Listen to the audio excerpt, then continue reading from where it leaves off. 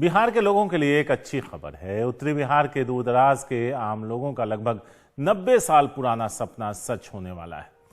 1.9 kilometre लंबाई वाला कोसी महासेतु बनकर तैयार हो गया है। 23 जून से इस महासेतु पर ट्रेन का कामयाबी के साथ ट्रायल किया जा चुका है।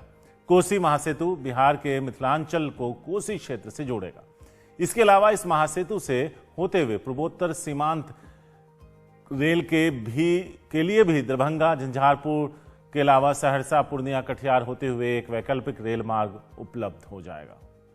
मनीष कुमार है हमारे साथ इस बारे में ज्यादा बात करने के लिए। सीधा उनके पास चलते हैं, उनसे जानते हैं। मनीष, अगर आप एक बार फिर आम दर्शकों के लिए अगर आप ये तस्वीर साफ कर पाएं कि कहां से कहां है और किन इलाकों को ये आपस में जोड़ेगा और इससे लोगों की जिंदगी कितनी आसान हो पाएगी। पहले मैं आपको बता दूं सारी कि मैंने इस जो रेल लाइन है इसके शिलान्यास के लिए जब प्रधानमंत्री अटल बिहारी वाजपेयी आए थे तो मैंने उसे कवर किया था और शायद उस समय हम लोगों को पता भी नहीं चल रहा था कि आखिर ये ट्रेन लाइन का क्या महत्व है। केवल हमें ये बताया गया था कि 1934 के जो भूकंप था उस समय ये एक छोटी सी रेलवे लाइन थी जो दरभंगा का जो इलाका है उसको कोसी के इलाके से जोड़ती थी।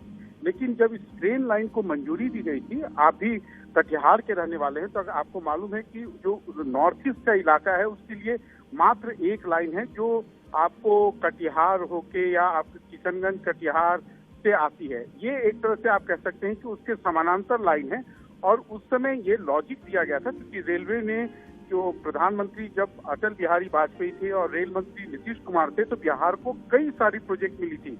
तो उसमें वित्त मंत्रालय या योजना आयोग उस समय सारे प्रोजेक्ट को अप्रूव करता था। तो उस समय ये कहा गया कि अगर मान लीजिए चीन से हमें हमेशा खतरा बना रहता है तो हमें एक अल्टरनेटिव रूट चाहिए कि अगर एक रूट अगर हैम्पर हो जाता है या सेना को जो हमारी सामरिक ये जरूरत है उसे पूरा करने के लिए एक डेडिकेटेड लाइन चाहिए और तब इस लाइन को मंजूरी दी गई थी। और ये मैं आपको बता दूं कि अब दिल्ली से अगर कोई व्यक्ति आता है अगर उसे कटिहार या बरौनी होके नहीं जाके वो अब सीधे दरभंगा से सीधे आप कटिहार जा सकते हैं, आप कोसी के इलाके में जा सकते हैं और उत्तर पूर्व के लिए भी एक तरह से आप कह सकते हैं कि एक पैरेलल रेलवे लाइन मिल गया। सबसे बड़ी बात यह है कि साथ ही साथ जब ये रेलवे लाइन मंजूर हुई उसके बाद अगर आपको याद हो तो ईस्ट वेस्ट कॉरिडोर बना। ईस्ट वेस्ट कॉरिडोर का जो पहले का जो परिकल्पना था वो था बरौनी होके था, लेकिन ये समानांतर बना। तो एक तरह से आप कह सकते हैं कि जो पहले दरभंगा से अगर आपको सहरसा जाना हो तो आप दरभंगा से पहले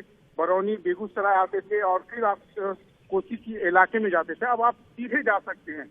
उसी तरीके से आपको भी मालूम है कि आप कटिहार हो, पूर्णिया हो तो लोग इसी 4 लेन का सहारा लेते हैं या 4 लेन से जाते हैं। अब ये एक नया रेलवे लाइन हो गया तो अब उत्तर पूर्व के राज्यों में जाना या कटिहार, पूर्णिया जाना वो मुजफ्फरपुर, दरभंगा के लोगों के लिए काफी आसान हो गया है। मनीष बिल्कुल ठीक कह रहे हैं। जब सहरसा या दरभंगा जाना होता था तो एक बड़ा टास्क होता था किसी के लिए भी।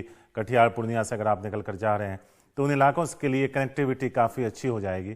तो अब इसका एक तरीके से देखें तो ये ऑपरेशनल है, इस पर ट्रायल चल रहा है।